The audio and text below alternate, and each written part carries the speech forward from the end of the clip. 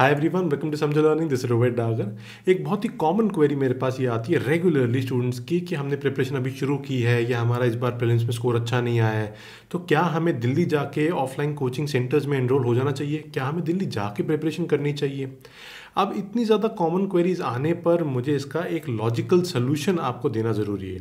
देखो, decision eventually आप ही को लेना है, लेकिन क्योंकि कंसर्न बहुत बड़ा है कि कोचिंग लेनी है कि नहीं लेनी, अकोमोडेशन के बारे में जानना है, कितना फाइनेंशियल आपको रिक्वायरमेंट है, ये सब चीज़ों के लिए उसका आइडिया चाहिए। तो एक लॉजिकल सोल्यूशन, कुछ आर्ग्यूमेंट्स मैं आपके सामने पेश करूंगा जिसके बेसिस पे you will take your own decision.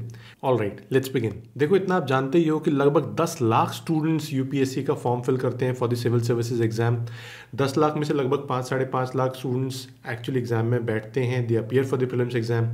उसमें से फिर लगभग 12-13 हज़ार स्टूडेंट्स का मेंस के लिए कॉल आता है, प्रीलिम्स क्लियर हो जाता है, कट ऑफ क्लियर होती है। और फिर उन 12-13 हज़ार स्टूडेंट्स में से लगभग 3,000 के आसपास स्टूडेंट्स को इंटरव्यू कॉल आता है। उन 3,000 स्टूडेंट्स में से लगभग 700 या 800 स्टूडेंट, जितनी वैकेंसीज हैं, उनको फाइनल मेरिट लिस्ट में जगह मिलती है। ये आपको फनल समझना बहुत ज़रूरी है, बिकॉज आपको ऐसा दिखाया जाता है कि आ जाओ, कोचिंग ज्वाइन कर लो और आपकी रैंक पक्का आ जाएगी। यहाँ पर लॉजिकल सोल्यूशन समझना ज़रूरी है। देखो, इंडिया में हर कॉर्नर में यूपीएससी के प्रिपरेशन स्टूडेंट्स करते हैं। हर स्टूडेंट का ये एक राइट है, they have the right to dream for their career, और उनको प्रिपरेशन करके रैंक लाने के लिए बराबर अधिकार है। अब कश्मीर से कन्याकुमारी तक लेके, गुजरात से लेके आप चाहे अरुणाचल प्रदेश तक देखो, स्टूडेंट्स प्रिपरेशन कर रहे हैं in tier 1 cities, tier 2 cities, 3 और विलेजेस में भी बहुत क्रेज है इस एग्ज़ाम का। बात आती है फैसिलिटीज़ की। सबको बराबर फैसिलिटीज़ नहीं मिलती हैं, इसलिए स्टूडेंट्स सोचते हैं कि हम दिल्ली चले जाएं, किसी बड़े शहर में जाके किसी कोचिंग में एनरोल हो जाएं, या वहाँ माहौल के अंदर रहेंगे तो हम प्रिपरेशन कर पाएंगे। सोचना वैलिड भी है। मैं किसी भी एक आर्ग्यूमेंट के फेवर में नहीं हूँ या उसके अगेंस्ट नहीं हूँ। मैं सिर्फ आपको इम्पार्शियल वे में सभी प्रोज एंड कॉन्स बता रहा हूँ, जिसके बेसिस पे आप अपने लिए डिसीजन ले सको। सबसे पहली चीज़, आप कोचिंग सेंटर्स के जो भी प्रोपेगेंडा है, मार्केटिंग है, बड़े कोचिंग सेंटर्स की मैं बात कर रहा हूँ जहाँ पे 10-10, 15-15 हज़ार स्टूडेंट्स एनरोल हो जाते हैं, उनके प्रोपेगेंडा को देखकर आप आते हो, सोचते हो कि यहाँ से रैंक्स बहुत आ रही हैं तो मैं भी यहाँ एनरोल हो जाती हूँ या हो जाता हूँ। आपको पहली बात ये समझना ज़रूरी है कि 15,000 अगर 20,000 एनरोलमेंट्स किसी बड़े कोचिंग सेंटर में हुई है तो सबकी रैंक नहीं आ सकती है, सबकी रैंक आएंगी भी नहीं। पहला पॉइंट। दूसरा पॉइंट आपको ये पता होना चाहिए कि अगर आप न्यूज़पेपर में एक ऐड देख रहे हो जिसके अंदर आप देख रहे हो कि सभी टॉपर्स एक कोचिंग सेंटर से आ रखे हैं, या एक टॉपर बहुत सारे कोचिंग सेंटर से आ रखा है, तो आपको समझना ज़रूरी है कि ऐसा कैसे हुआ है। अगर एक ही टॉपर 5-6 कोचिंग सेंटर्स क्लेम कर रहे हैं तो ऐसा तो नहीं हो सकता कि सब जगह उन्होंने जाके एनरोल कर लिया होगा। यहाँ पर इंटरव्यू प्रोग्राम का रोल आता है। ज़्यादातर कोचिंग सेंटर्स अपने क्लासरूम प्रोग्राम से बहुत ज़्यादा स्टूडेंट्स नहीं निकाल पाते हैं, इसीलिए वो इंटरव्यू प्रोग्राम के लिए फ्री में स्टूडेंट्स को इनवाइट करते हैं। आपने मेंस क्लियर कर दिया है, आ जाओ न्यूज़पेपर में ऐड देख के हमारे पास फ्री इंटरव्यू दे दो, मॉक इंटरव्यू, और हम आपको काफ़ी कुछ गाइडेंस देंगे। हमारे पास रिटायर्ड आईएएस आईपीएस ऑफिसर्स बैठे हुए हैं जो कि आपको हेल्प करेंगे। स्टूडेंट जाएंगे क्योंकि यहाँ पर सीखने को मिल रहा है। जब स्टूडेंट जाते हैं तो इनका एडमिट कार्ड, डाफ, रोल नंबर बेसिकली अपने पास रख लेते हैं ऐसे कोचिंग सेंटर्स, और इवेंचुअली अगर रैंक आ जाती है स्टूडेंट्स की, कैंडिडेट्स अगर सक्सेसफुल हो जाते हैं तो वहीं पे उनका नाम छाप दिया जाता है। कभी भी मोस्टली कोचिंग सेंटर्स, ऐसा नहीं कि सभी, बट मोस्टली कोचिंग सेंटर्स ये मेंशन नहीं करते हैं कि ये किस प्रोग्राम में एनरोल्ड थे या किस प्रोग्राम के पार्ट थे, या सिर्फ इंटरव्यू ही दिया था, उन्होंने मॉक इंटरव्यू दिया था फ्री में और वहाँ से इनकी रैंक आ गई है। आप वहाँ कन्फ्यूज हो जाते हो।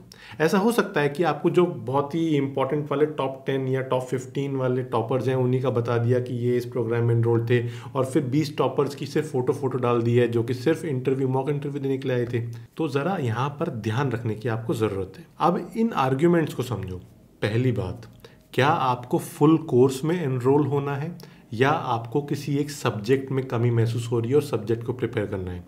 देखो, फुल कोर्स में एनरोल होने का मतलब ये है कि आप प्रीलिम्स और मेंस के इनके कोर्स में एनरोल हो जाओ, और कोई बड़ा कोचिंग सेंटर आपसे 1.5 लाख रुपए चार्ज कर रहा है, बट आपको प्रॉब्लम तो सिर्फ ज्योग्राफी में आ रही है या लेट्स से पॉलिटी में आ रही है, और पॉलिटी की प्रॉब्लम्स अपनी रिजॉल्व करने के लिए, डाउट्स रिजॉल्व करने के लिए या कोचिंग ज्वाइन करने के लिए आपको 1.5 लाख रुपए देने की ज़रूरत है क्या? यहाँ फाइनेंसेस समझने ज़रूरी हैं। 1.5 लाख रुपए आप किसी क्लासरूम प्रोग्राम में एनरोल हो रहे हो, प्लस ऑप्शनल की कोचिंग कर रहे हो, वहाँ पे भी 45-50 हज़ार रुपये खर्चा हो रहा है। 1 से 1.5 साल मिनिमम आप दिल्ली में जाकर रुकोगे तो आपका महीने का 10,000 रुपये या 8,000 रुपये के आसपास अकोमोडेशन हो गया, डिसेंट तरीके से अगर रहोगे 8 से 10,000 रुपये और भी एक्सपेंसेस होंगे, खाना खाओगे, स्टेशनरी और भी मिसलेनियस एक्सपेंडिचर्स होंगे, इन सबको मिला के आपका 15 से 20,000 रुपये पर मंथ खर्चा होगा। टेक इट टू 1.5 years, तो बड़ी आराम से आप यहाँ पर 2 से 2.5 लाख रुपए तो मिनिमम खर्चा करोगे अगर आप बहुत शराफत से रहोगे। अगर आप थोड़ा सा और लग्जरी चाहते हो तो खर्चे की तो कोई लिमिट ही नहीं है, कितना भी खर्चा कर सकते हो। But most of the students जो कि आराम से रहेंगे वो 2.5 लाख रुपए खर्चा बड़ी आराम से कर देंगे 1-1.5 साल में। 2.5 लाख रुपए आपने रहने पे खर्चा किया है, 1.5-2 लाख रुपए की आपने कोचिंग की है, तो 4 से 5 लाख रुपए आपका बेसिकली खर्चा हो जाएगा अगर आप दिल्ली जाके प्रिपरेशन करने की सोचते हो तो। अब फिर ध्यान रखो कि यहाँ पे हज़ारों लाखों लोग हैं जो कि दिल्ली में जाके प्रिपरेशन कर रहे हैं, उनमें से आपको कुछ चंद 100 के अंदर आना है और सभी लोग लगभग 4 से 5 लाख रुपए खर्चा कर रहे हैं। तो इन कोचिंग सेंटर्स की जो ग्रिप है वो बहुत स्ट्रांग होती है, मार्केटिंग इनकी बहुत स्ट्रांग होती है, न्यूज़पेपर में फ्रीक्वेंटली एड्स दे सकते हैं, तो कंफ्यूज नहीं होना है। दूसरा पॉइंट आपको हमेशा ये याद रखना है कि क्या आपको किसी कोर्स में एनरोल होना है या आपको टेस्ट सीरीज की ज़रूरत है।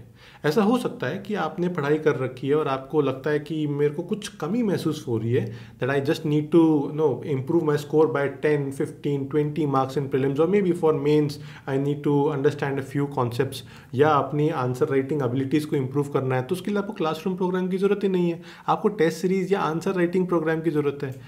ये आपको डिसाइड करना ज़रूरी है। तीसरा पॉइंट आपके लिए इंपॉर्टेंट ये है कि क्या आपको दिल्ली ही जाना है या आपके आसपास के शहर में भी कोई अच्छा कोचिंग सेंटर अवेलेबल है। फॉर एग्जांपल आप बैंगलोर के आसपास रहते हो, तो क्या आपको दिल्ली जाना ज़रूरी है कि बैंगलोर से भी आपका काम चल सकता है। Tier 2 सिटीज़, Tier 1 सिटीज़ में काफ़ी जगहों पर अच्छे कोचिंग सेंटर्स भी अवेलेबल हैं, ऑनलाइन प्लेटफॉर्म्स भी अवेलेबल हैं, वो तो सबके लिए वैलिड है। बट ज़रूरी नहीं है कि आपको दिल्ली ही जाना है या ज़रूरी नहीं है कि आपको बड़े शहर में ही जाना है। क्या आपके आसपास के कोई कोचिंग सेंटर से आपका काम चल सकता है कि नहीं, ये आप आइडेंटिफाई करने की कोशिश करो। जनरली स्टूडेंट्स की प्रॉब्लम ये रहती है कि जो छोटे शहरों में कोचिंग सेंटर्स हैं वो बहुत अच्छा नहीं पढ़ाते हैं, फैकल्टी अच्छे नहीं होते हैं, कोर्स कंप्लीशन नहीं कर पाते हैं, या टेस्ट सीरीज़ के नाम पे बहुत ही बेकार क्वेश्चन दे देते हैं, तो प्रिपरेशन प्रॉपर्ली नहीं हो पाती है। ये आइडेंटिफाई करना ज़रूरी है, बिना आइडेंटिफाई करे दिल्ली जाने का कोई फ़ायदा नहीं है। कुछ शहरों में अच्छा है, कुछ शहरों में अच्छा नहीं है, तो जिन शहरों में कोचिंग अच्छी नहीं है उनकी रिप्लेसमेंट दिल्ली हो सकती है। नेक्स्ट पॉइंट आपको ये कंसिडर करना है कि आपको ऑनलाइन कोचिंग चाहिए या टेस्ट सीरीज चाहिए कि ऑफलाइन चाहिए। अब कुछ लोग सोचेंगे कि आपका तो ऑनलाइन प्लेटफॉर्म है तो आप तो ऑनलाइन की तरफ ही बोलोगे, आप ऑफलाइन को क्यों बढ़ावा दोगे या दिल्ली जाने के लिए क्यों बोलोगे। मैं यहाँ पे इम्पार्शियल तरीके से बोल रहा हूँ। आई एम नॉट कंसर्न कि आपका डिसीजन किस तरफ जा रहा है, मेरा कंसर्न ये है कि आपका डिसीजन सही तरफ जाना चाहिए। देखो, ऑनलाइन और ऑफलाइन के बीच में आपको डिसीजन ये लेना है कि ऑफलाइन सेंटर के अंदर आपको 400-500 बच्चे एक हॉल के अंदर बैठे होंगे, एक फैकल्टी पढ़ा रहा होगा, आपको वो क्लासरूम तरीका अच्छा लगता है, या आपको दिल्ली में जाके कुछ स्टूडेंट्स को होता है कि मुझे कुछ बच्चों के बीच में बैठ के पढ़ना है, पीयर ग्रुप चाहिए, पीयर ग्रुप की रिक्वायरमेंट है, तो उस तरीके से सोच सकते हो। या आपको लगता है कि नहीं, मेरे को तो मैं जॉब कर रही हूँ या कर रहा हूँ, या मुझे घर बैठ के पढ़ना है, मुझे आराम चाहिए अपने घर का, साथ में प्रिपरेशन करनी है, मुझे गैम्बल नहीं करना, बहुत ज़्यादा रिस्क नहीं लेना दिल्ली जाके, तो ऑनलाइन प्लेटफॉर्म्स आपके पास हैं। क्वालिटी के पॉइंट ऑफ व्यू से आप इनको डिस्टिंग्विश नहीं कर सकते हो, बिकॉज आजकल बहुत सारे ऑनलाइन प्लेटफॉर्म्स ऑफलाइन सेंटर्स से बेटर भी पढ़ा रहे हैं। बहुत सारे ऑफलाइन सेंटर्स ऐसे भी हैं जो कि ऑनलाइन प्लेटफॉर्म्स आने के बावजूद भी अपनी क्वालिटी मेंटेन कर रहे हैं। तो यहाँ पर क्वालिटी के पॉइंट ऑफ व्यू से डिस्टिंग्विश नहीं करना है, यहाँ पर डिस्टिंग्विश इस बेसिस पे करना है कि सहूलियत आपको किस में ज़्यादा महसूस होती है।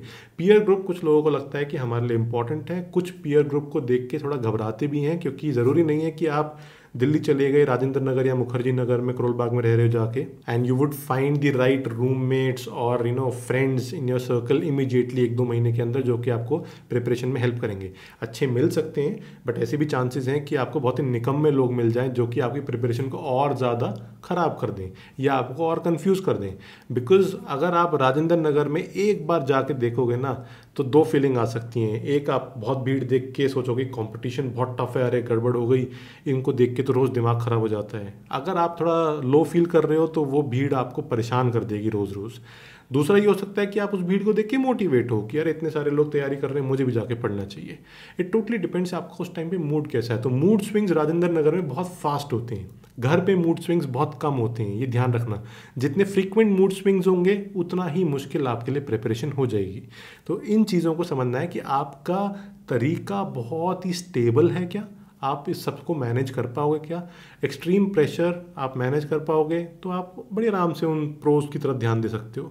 अगर आपको लगता है कि नहीं, मुझे बहुत ही स्टेबल घर पे बैठ के प्रॉपरली तैयारी करनी है या भीड़ भड़ाके से दूर रहना है, तो आपके पास एक ऑप्शन ये भी है कि एक तो आप ऑनलाइन प्लेटफॉर्म घर से तैयारी कर रहे हो, या अगर आप ऑफलाइन की तरफ भी जाते हो तो आप राजेंद्र नगर से थोड़ा दूर रह रहे हो, जहाँ पे बहुत भीड़ भड़ाका प्रिपरेशन के पॉइंट ऑफ व्यू से ना हो, नॉर्मल भीड़ हो, मिक्स्ड भीड़ हो, जिससे कि आपको रोज रोज उन तैयारी करने वाले बच्चों को देख के घबराहट ना हो। फिर आपको एक पॉइंट पे ध्यान देना है, which is less money versus big money, खर्चे के पॉइंट ऑफ व्यू से, एक्सपेंडिचर। ऑनलाइन प्लेटफॉर्म्स या जो आपके टीयर 2 टीयर 3 सिटीज़ में कोचिंग सेंटर्स होते हैं या जो बेसिक कोर्सेज होते हैं, वहाँ पर आपका खर्चा कम होगा। जो टीयर 1 सिटीज़ के बड़े कोचिंग सेंटर्स हैं वहाँ पर आपका खर्चा ज़्यादा होगा। मैंने आपको बताया 4 से 5 लाख रुपए खर्चा हो सकता है। तो आपको अपनी फाइनेंशियल कंडीशन को भी देखना चाहिए। ऐसा नहीं कि अपना घर गिरवी रख दिया या अपने पेरेंट्स के गहने गिरवी रख दिए और आप कोचिंग करने के लिए जा रहे हो, कोई फ़ायदा नहीं होने वाला है। या अगर आपकी फाइनेंशियल कंडीशन फैमिली की बहुत अच्छी नहीं है और आप 1.5 लाख रुपए कैसे ना कैसे उधार लेके जा रहे हो, वो भी सही तरीका नहीं है, बिकॉज एक एडिड प्रेशर है आपके ऊपर। अगर आप एग्ज़ाम निकाल भी लोगे तो भी बहुत रिस्की तरीके से आपने एग्ज़ाम निकाला है। आपके अंदर पोटेंशियल अगर है तो आप अपनी कमियों को इम्प्रूव कर सकते हो without spending a lot of money. Money आपके पास अगर अभी नहीं है, पैसा अभी नहीं है, तो और भी बहुत सारे रास्ते हैं कम पैसों से एग्ज़ाम को क्रैक करने का, या फ्री में भी बिना किसी खर्चे के एग्ज़ाम को क्रैक करने का।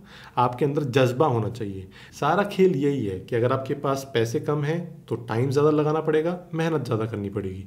अगर आपके पास पैसे हैं खर्चा करने के लिए तो जल्दी आपका सिलेबस कवर होगा, आप कोई कोचिंग में एनरोल हो गए या क्लासरूम प्रोग्राम या टेस्ट सीरीज़ या कोई ऑनलाइन प्लेटफॉर्म कहीं पे भी, या आपके पास एफर्ट कम लगाना पड़ेगा क्योंकि आपको मटेरियल मिल जाएगा, उसी टारगेटेड मटेरियल से पढ़ना होगा।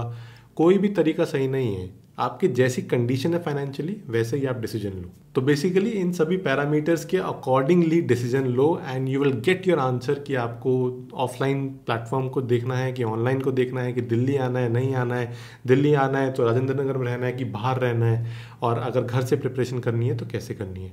I hope that you enjoyed watching the video. अगर आपको अभी भी प्रॉब्लम है कि आपको कैसे डिसीजन लेना है इस बारे में, तो you can reach out to me over Instagram और Telegram. The handle is rohitdagar08।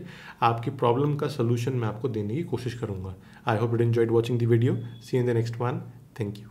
देखो, फाइनली मेरी सलाह आपको ये रहेगी कि कोई भी डिसीजन लेने से पहले आपको एनसीईआरटी ज़रूर पढ़नी चाहिए। अगर बेसिक एनसीईआरटीज़ पढ़ने के बाद आपको किसी सब्जेक्ट में कमी महसूस हो रही है तो उसी सब्जेक्ट के लिए आप कोचिंग की सोच सकते हो। अगर आपको सभी एनसीईआरटीज़ पढ़ने में ही टाइम लग रहा है और आपको लग रहा है बहुत टाइम वेस्ट हो जाएगा, या आपके पास बहुत कम टाइम है प्रिपरेशन के लिए, आप अगले अटैम्प्ट में इमीडिएटली जंप करना चाहते हो, तो फिर आप कोचिंग में डायरेक्टली जाओगे। लेकिन अगर आपके पास टाइम है और आप समझदारी से डिसीजन लेना चाहते हो तो आप पहले एनसीईआरटीज़ पढ़ो, spend some time over it. NCERTs को 1 या 2 बार पढ़ने पे अगर आपको छोटी मोटी कमियां मिल रही हैं तो आप गूगल करके भी पढ़ सकते हो। यूट्यूब पे वीडियोस आपको अवेलेबल होंगे फ्री में जिनसे आप पढ़ सकते हो। अगर आपको एनसीईआरटीज़ पढ़ने के बाद एक सब्जेक्ट बिल्कुल समझ में नहीं आ रहा है, उस सब्जेक्ट के लिए मॉड्यूल वाइज आप प्रिपेयर कर सकते हो। किसी कोचिंग में कोई एक पर्टिकुलर सब्जेक्ट का कोर्स आप एनरोल करके वहाँ पे तैयारी कंप्लीट कर सकते हो। आपको आंसर राइटिंग प्रॉब्लम है तो आंसर राइटिंग के लिए एनरोल कर सकते हो। टेस्ट सीरीज प्रीलिम्स की प्रॉब्लम है तो उसके लिए एनरोल कर सकते हो। पहले अपने ट्रबल स्पॉट्स आइडेंटिफाई तो करो, कौन से सब्जेक्ट में प्रॉब्लम है, किस एस्पेक्ट में प्रिपरेशन की प्रॉब्लम है, ऑप्शनल में प्रॉब्लम आ रही है कि नहीं, इनको पहले आइडेंटिफाई करो। उसके बाद डिसाइड करना कि आपको कहाँ पे एनरोल करना है। अगर आप सही तरीके से मॉड्यूल वाइज भी डिवाइड कर पाओगे तो you would eventually and up saving about 3 to 4 lakh rupees minimum, और आप बड़ी आराम से अपना सिलेबस कवर कर सकते हो विद कोचिंग ऑल्सो, अगर आप मॉड्यूल वाइज एनरोल कर रहे हो तो। या आप ऐसा कर सकते हो कि सिर्फ आपको ऑप्शनल की कोचिंग चाहिए जो कि 3-4 महीने चलने वाली है, तो आप 3-4 महीने जाके दिल्ली में रहो, अपने ऑप्शनल की कोचिंग कंप्लीट करो और वापस आओ अपने घर पे आके तैयारी करो। इससे आप टाइम भी सेव करोगे, एफर्ट भी सेव करोगे, मनी भी सेव करोगे। इससे अच्छा और क्या चाहिए आपको। So you must research before taking a decision. आपका खुद का पैसा है, your hard earn family income, इसको वेस्ट मत करो।